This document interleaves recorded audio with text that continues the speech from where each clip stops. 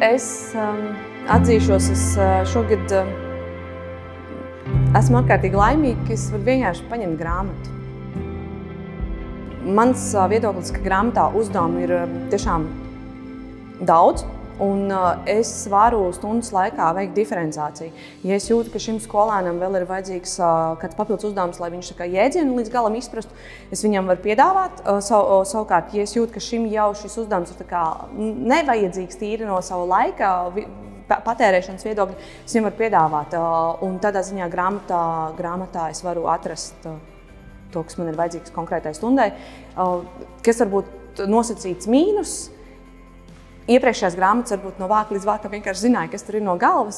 Šeit pirms katras stundas man ir jāizlasa šie uzdevumi un jāiepazīstās, bet tajā pašā laikā, ja es zinu, ka es šo grāmatu izmantošu arī nākamgad, tas vienkārši ir ieguldījums, un es jau jūtu, ka šķirstot jau tās lapas puses paliek jau prātā, ko katrs uzdevums gribēja skolēnam iemācīt un ko realitātē iemācīt. Protams, no tādas lietošanas pieredzes, tās krāsas, varbūt visas tās atgādņu, jo vektoru grāmatā bija tā, ka sadzīšos es man liekas, ka gandrīz mēnesi katru reizi ieraugot to ikoniņu, šī ir grāmatas sākuma.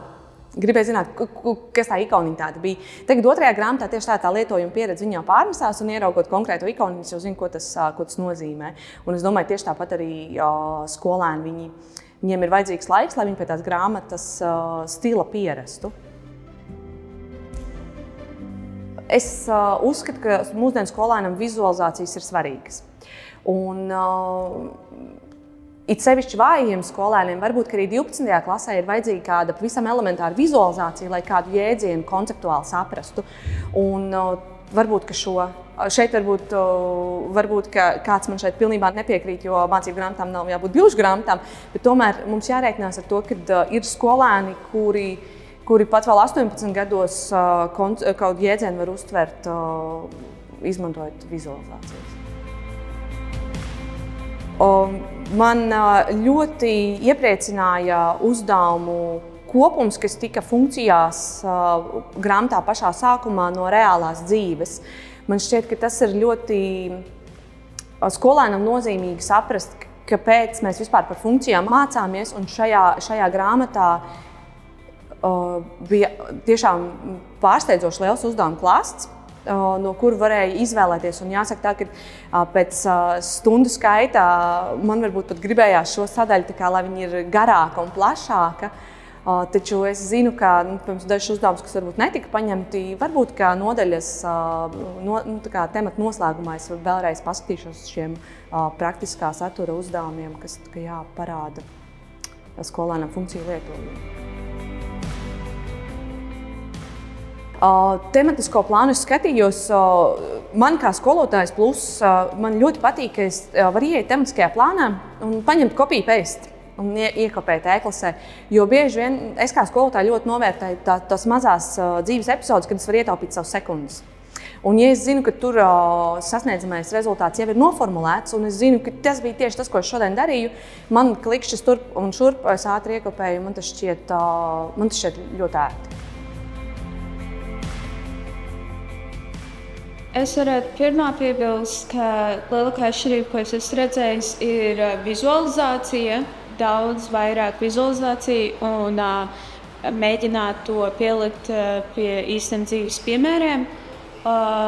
Un arī tas, ka ir pievienot klāt pats internets ar somu.lv, kuras citreiz pat arī eju skatīties. Tāpēc vieglāk visu savienot kopā tās mācības. Jā, man ļoti patīk, ka ir Somu.lv, kur, piemēram, ja nav pieejama skolotāja, tad es varu pat ieiet un digitāli paskatīties, jo tur ir dots gan uzdevums, gan arī risinājuma veids. Man tas būtu paša visas krāsas, jo kaut kādā veidā tas arī palīdz redzēt, kur ir svarīgāka informācija un uz ko koncentrēties, tāpēc ir vieglāk ātri izskatīt cauri, ja mēģina atkārtot kā tēmu. Jā, man ir tieši tas, ka man vajag piemērus, un man ļoti patīk, ka šajā grāmatā pie katras jaunas tēmas ir vairāki piemēri, precīzi paskaidrots, kā jārisina un kaut kādi ieteikumi.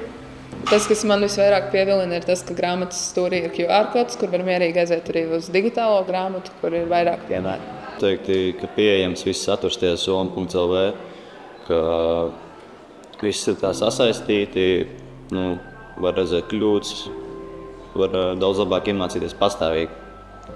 Patīk, ka jaunas grāmatas, jauni vāki.